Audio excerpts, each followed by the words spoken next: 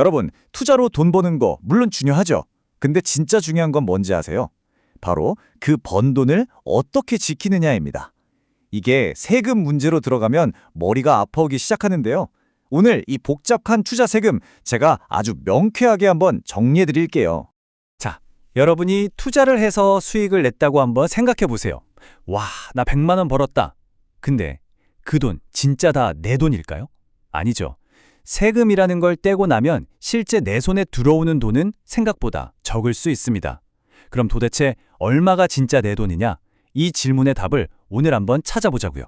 이 세금 문제 진짜 복잡해 보이죠? 무슨 미로 같고, 근데요, 딱 세 가지만 알면 이 미로를 쉽게 빠져나올 수 있습니다. 여러분의 딱 세 가지 선택이 최종 수익률을 확 바꿔놓을 수 있다는 거죠. 자, 그럼 그게 뭔지 하나씩 한번 살펴볼까요? 네, 바로 이 세 가지입니다.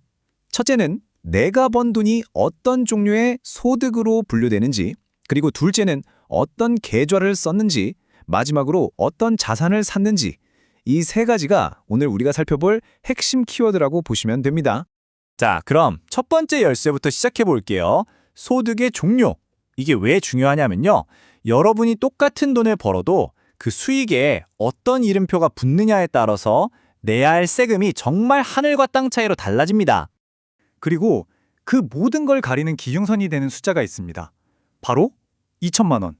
여러분의 이자나 배당 같은 금융소득이 1년에 이 2천만 원을 넘어가잖아요? 그럼 완전히 다른 세상이 펼쳐집니다. 세금의 룰이 아예 바뀌어버리는 거예요. 이게 바로 그 무섭다는 금융소득 종합과세 때문인데요. 쉽게 말해서 2천만 원 넘는 금융소득은 여러분 월급이랑 합쳐버리는 거예요. 그럼 어떻게 될까요? 소득세율 구간이 확 올라가 버리죠. 심하면 거의 절반을 세금으로 내야 할 수도 있고요. 근데 진짜 무서운 건 여기서 끝이 아니라는 겁니다. 생각지도 못했던 건강보험료 폭탄까지 날아올 수 있어요. 자, 이 표를 한번 보세요. 이게 오늘 내용의 핵심 중 하나예요. 왼쪽을 보시면 이자나 배당 소득, 이거는 월급이랑 합쳐서 세금 매기고 건강보험료에도 영향을 주죠. 그런데 오른쪽 양도소득이나 연금소득을 보세요. 이건 월급이랑 상관없이 따로 계산해요. 이걸 분리과세라고 하는데 중요한 건 뭐다? 건강보험료가 안 붙는다는 거죠. 보세요. 똑같이 돈을 벌어도 이자, 배당이냐, 양도냐, 이 이름표 하나 때문에 내 손에 지는 돈이 완전히 달라지는 겁니다.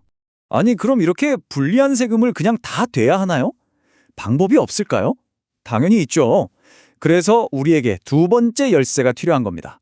바로 어떤 계좌를 쓰느냐, 여기에 답이 있습니다. 우리가 쓸 수 있는 계좌는 크게 세 가지예요. 다들 쓰시는 일반 계좌가 있고, 절세 계좌로 불리는 ISA, 그리고 노후 대비용 연금저축이나 IRP 계좌가 있죠. 특히 이 연금이나 ISA 같은 계좌들은요, 세금을 막아주는 아주 강력한 방패 역할을 해줍니다. 연금 계좌 안에서는 모든 수익이 낮은 세율의 연금소득으로 바뀌고요. ISA는 200만 원까지는 아예 세금이 없고 그 이상 벌어도 9.9%라는 낮은 세율로 따로 떼고 끝나요. 제일 좋은 점이 뭐겠어요? 이 방패들을 쓰면 아까 말했던 그 무서운 종합과세랑 건강보험료 인상을 피할 수 있다는 거죠. 그런데 말이죠. 사실 대부분은 연금이나 IS에 넣을 수 있는 돈이 한도가 있잖아요.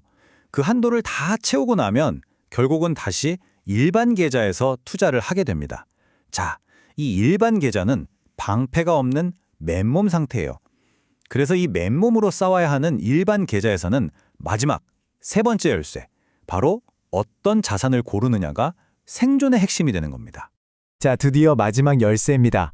똑같은 주식, 똑같은 ETF에 투자하는데도 이게 국내에 있느냐, 해외에 있느냐에 따라서 세금 운명이 완전히 정말 극명하게 갈립니다. 일단 주식을 직접 사는 경우부터 볼까요? 이거 의외로 모르시는 분들 많은데 우리가 삼성전자 주식을 사서 돈을 벌면 그 매매 차익에 대해서는 세금이 한 푼도 없습니다. 비과세예요. 놀랍죠? 근데 엔비디아 같은 해외 주식으로 돈 벌면 그건 22% 양도소득세를 내야 합니다. 물론 배당금은 국내든 해외든 똑같이 배당소득으로 과세되고요. 자, 근데요. 진짜 중요한 얘기는 지금부터입니다. 특히 ETF 투자하시는 분들 지금부터 정말 집중하셔야 돼요. 정말 많은 분들이 자기도 모르게 빠져있는 세금의 함정이 바로 여기에 숨어 있거든요. 자, 이 표를 잘 봐주세요. 이게 진짜 하이라이트입니다. 왼쪽, 우리가 흔히 사는 KODX 나스닥 같은 국내에 상장된 해외 ETF 있죠? 이건 주가가 올라서 번 돈, 즉 매매 차익이랑 배당금 받은 거랑 둘 다 배당 소득으로 잡혀요. 이게 함정이에요. 배당인 거죠. 근데 오른쪽 QQQ처럼 미국 시장에 직접 상장된 ETF는요. 매매 차익은 안전한 양도소득으로, 배당금만 배당소득으로 딱 분리해 줍니다. 양도 배당 구조인 거죠. 바로 이겁니다. 배당이냐, 양도, 배당이냐, 이 작은 차이가 엄청난 결과를 낳는 거예요. 배당 구조는 여러분을 종합과세랑 건보료 인상이라는 위험 속으로 밀어넣는 거고요. 양도 배당 구조는 그 위험으로부터 여러분을 지켜주는 방패가 되는 겁니다. 이게 핵심이에요. 자, 그럼 이제 이 모든 걸 종합해서 그래서 어쩌라고에 대한 답을 드릴게요. 우리가 실제 투자에서 바로 써먹을 수 있는 아주 간단하면서도 강력한 전략을 정리해 드리겠습니다. 특히 나는 이미 연봉이 좀 높아서 세금 많이 내고 있다 하시는 직장인분들 있죠. 이런 분들은 대체 어떻게 투자를 해야 세금은 줄이고 수익은 지킬 수 있을까요? 자, 정답은 이 3단계 전략입니다. 1단계, 일단 세금 막아주는 방패 계좌, 연금이랑 IRP랑 ISA부터 무조건 꽉 채우세요. 2단계, 그 다음 일반 계좌에서는 배당 소득이 나오는 투자는 웬만하면 피하는 게 좋습니다. 그리고 마지막 3단계, 양도소득으로 잡히는 자선, 즉 해외 주식을 직접 사거나 해외 상장 ETF에 투자하는 데 집중하는 겁니다. 이 전략이 왜 먹히냐고요? 간단해요. 투자 수익을 내 월급이랑 완전히 분리시켜 주거든요.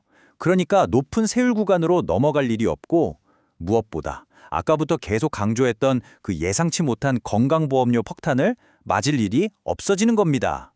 결론을 딱 말씀드릴게요. 만약 여러분이 고소득자라면 국내에 상장된 해외 ETF보다는 그냥 미국 시장에 직접 상장된 주식이나 ETF에 투자하는 게 양도소득으로 딱 분리되니까 훨씬 더 유리한 절세 전략이라는 겁니다. 자, 오늘 이야기는 여기까지인데요. 마지막으로 딱 한 가지만 여쭤볼게요.